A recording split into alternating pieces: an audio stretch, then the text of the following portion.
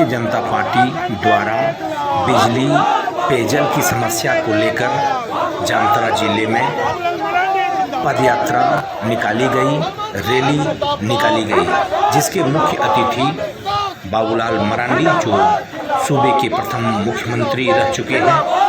बता दें कि यह कार्यक्रम भाजपा जिला अध्यक्ष सोमनाथ सिंह की अध्यक्षता में आयोजित हुई, जिसमें नगर पंचायत के पूर्व अध्यक्ष सह भाजपा नेता वीरेंद्र मंडल, पूर्व कृषि मंत्री पाटुल झा उर्फ सत्यानंद झा उपस्थित थे। काफ़ी संख्या में चिलचिलाती धूप में महिलाएं उपस्थित हुई। बिजली जैसी प्रमुख समस्या को लेकर जामताड़ा जिलेवासी सड़क पर उतरे।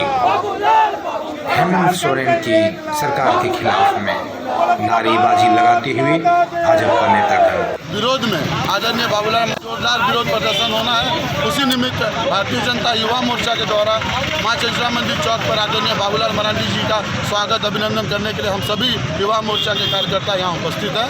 हम लोग सब उनका जोरदार स्वागत करेंगे जामताड़ा मां चंचला की भक्ति। जनता के बीच में जितने भी वादे किए थे, कोई भी वादा इन्होंने पूरा नहीं किया, बल्कि हम कह सकते हैं ये गद्दी में जाने के बाद भ्रष्टाचारी को बढ़ावा दिया है। यहाँ पर अवैध बालू का उत्खनन, पत्थर का उत्खनन, कोयले का उत्खनन, कोयले को उत्खनन करके अपने तिजोरी को भरने का काम किया है। एक तरफ राज्य की जो है तमाम जो खजाना है, जिस प्रकार से बालू, पत्थर, लोहे, कोयले का अवैध तस्करी करके अपने तिजोरी को भरने का काम कर रहा है, और उसी तरह एक ट्रांसफर पोस्टिंग जैसे उद्योग धंधे को खोलकर राज्य के तमाम सभी जो है दफ्तर खाने में भ्रष्टाचारी को बढ़ावा देकर अपने सरकारी एजेंटों के माध्यम से जनता से लूटना का काम कर रहा है। भ्रष्टाचारी के माध्यम से जनता के पैसे को लूटकर हेमंत के खजाना पर पहुंचाने का काम कर रहा है, उनकी तिजोरी भरने का काम कर रहा है। मेरे मित्रों, यह सिर्फ भ्रष्टाचारी में लिप्त है। जनता की छोटी से बड़ी कोई भी काम नहीं हो रहा है। चाहे वृद्धा पेंशन की बात करें, विधवा पेंशन की बात करें, सरकारी योजना की बात करें, या किसी भी प्रकार का कोई भी योजना हो, किसी भी योजना के लिए हमारे आम जनता राज्य के हर दफ्तर पर, चाहे ब्लॉक हो, जिला हो, पंचायत दफ्तर पर, पंचायत सचिवालय हो, जहाँ अपने किसी भी जनहित की समस्या को निदान कराने के लिए कार्यालय का, दफ्तर का चक्कर काटते काटते थक हार चुकी है। जनता त्राहिमाम कर रहा है, कोई भी काम नहीं हो रहा है, सिर्फ भ्रष्टाचारी हो रहा है। मेरे मित्रों, मैं यही बताना चाहता हूँ, ये राज्य सरकार जनता के लिए तो कुछ नहीं किया, इस राज्य की चहुमुखी विकास के लिए कुछ नहीं किया, जनता का भला कैसे हो इसकी दिशा में तो कोई कारगर कदम इन्होंने नहीं उठाया। लेकिन हाँ, इस राज्य को लूटा कैसे जाए, राज्य को खोखला कैसे किया जाए, और भ्रष्टाचारी के माध्यम से हम अपना खजाना कैसे भरें, अपने परिवार का भलाई कैसे हो, इस दिशा में लोगों ने ठोस कदम उठाया है। आप देखेंगे कि भ्रष्टाचारी के साथ साथ इस अवैध उत्खनन में अपने गुर्गों को तो लगाया ही है, लेकिन देखा इससे भी इसका पेट नहीं भरा। तो राज्य में हमें लगता है कि विश्व के इतिहास में, इस देश के इतिहास में पहला ऐसा अध्याय झारखंड होगा। इस राज्य के भ्रष्ट मुख्यमंत्री हेमंत सरकार ने अपने ही गद्दी में बैठकर अपने मुख्यमंत्री काल में अपने नाम से, अपने भाई के नाम से पत्थर का जो है लीज लेने का काम किया। मेरे मित्रों, उस समय बालू में किसी को कोई पैसे नहीं लगते थे, कोई पुलिस किसी को पकड़ता नहीं था, सब कुछ हमने फ्री कर रखा था। लेकिन आज तो वो बालू भी लोगों को नसीब नहीं हो रही है। अगर वो पैसा से भी चाहते हैं तो उनको नहीं मिलता है, उसमें भी भारी कीमत चुकानी पड़ती है लोगों को। आप जरा सोचिए, इस राज्य में पत्थर की चोरी सरकार करवा रही है, बालू की चोरी सरकार करवा रही है, पत्थर की चोरी सरकार, कोयला की चोरी करवा रही है, और लोहा के भी सरकार लुटवा रही है। और इतना ही नहीं, बालू और पत्थर ये खनिज तो लूट हो ही रहा है, अब तो इस राज्य में जमीन की भी लूट हो रही है, उसमें भी यहाँ दलाल लोग लगे हुए पूरे प्रदेश में। अब हालत तो ऐसी हो गई, अगर आपकी भी कोई खाली पड़ी हुई जमीन है, आपकी भी घर अगर खाली कहीं आपने छोड़ दिया और बाहर चले गए, तो वहां भी आपको कोई चले जाएंगे, हेमंत सोरेन के गुंडे घुस जाएंगे, बुलडोजर क्या करते हैं, जेसीबी लेकर के तोड़ ताड़ करके कब्जा कर लेंगे। और नकली कागज भी बना करके आपके सामने वो प्रस्तुत कर देंगे। और न थाना सुनने वाला है, न ब्लॉक सुनने, न जिला सुनने वाला है।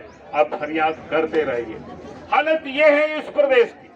हमारे पास तो इतनी सारे दस्तावेज है। मैंने राज्य की राजधानी में अगर लूट हो रही है तो बाहर की आप क्या उम्मीद करो, जो आप समझ सकते हो। हमें तो कई एक दस्तावेज लोग दिए हैं, सरकारी जांच रिपोर्ट वहां दर्ज किया हुआ है, जमीन किसी और की, किसी और को फर्जी तरीके से खड़ा करके उस जमीन को भी केवाला करके किसी और के नाम से रजिस्ट्री करके और सरकारी पदाधिकारियों कर्म सिपाहियों को लगा करके बाउंड्री वॉल तक लोगों ने दिलवाया। लगातार आंदोलन करके बिजली व्यवस्था को दुरुस्त करने का काम आपके द्वारा किया गया है। कल भी आप धरना प्रदर्शन किए थे, उसके बावजूद बाबूलाल मरांडी जी आके बिजली व्यवस्था लचर बता के धरना प्रदर्शन कर रहे हैं। देखिए, इन लोगों के पास कोई मुद्दा नहीं है। धारा 144 लागू है।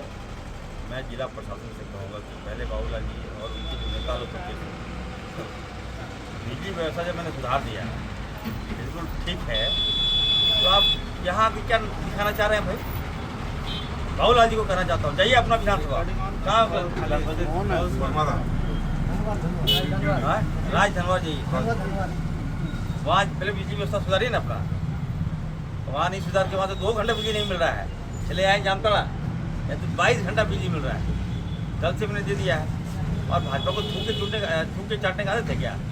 काम मैं कर देता हूँ, फिर आगे जाके वाई लेता है।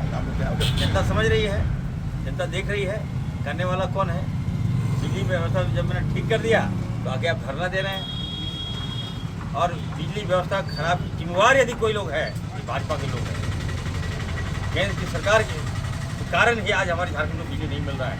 आज आदिवासी मुख्यमंत्री मेरा बना है, झारखंड में बना है, उसको भाजपा पचा नहीं पा रही है। किसी भी तरह हर तरह का प्रोपेगेंडा अपनाकर चाहता है कि झारखंड सरकार को बदनाम करें। ये नहीं चले देंगे। और एनटीपीसी और डीवीसी और भी जो है सारा कंट्रोल तो सेंट्रल का है। आप क्या कर रहे हैं? दर्द भी दे रहा है और दिखाता है कि नहीं हम मलहम लगाएंगे। ये कैसे चलेगा? दोनों काम नहीं होगा। आप दर्द दिए हैं, आप दोषी हैं। आप जनता को गुमराह मत कीजिए। जनता इरफान सारी के साथ है। और मैं बाबूलाल को कहूँगा, बाबूलाल मरांडी जी को कहूँगा, आप राज धनवार जाइए, मैं भी जा रहा हूँ। वहाँ की जनता इतना कष्ट में है, 2 घंटा बिजली नहीं मिल रहा है वहाँ, और वहाँ अपना देखकर जामतड़ा आ गए हैं। इसलिए मैं कहूँगा ये सब नहीं चलेगा। जामतड़ा की जनता काफ़ी समझदार है। बाबूलाल जी, आप रघुवर दास को ठीक कीजिए। ये दोनों मिलकर हेमंत जी को रघुवर दास परेशान कर रहा है और इरफान अंसारी को बाबूलाल जी परेशान कर रहा है। अरे भाई, समझ में नहीं आ रहा क्या चक्कर है इन लोगों का। कोई फर्क नहीं पड़ता है। अभी हम लोग 60 सीट जीते हैं, 80 सीट जीतेंगे। भाजपा को पहुँच नहीं होने देंगे हम लोग।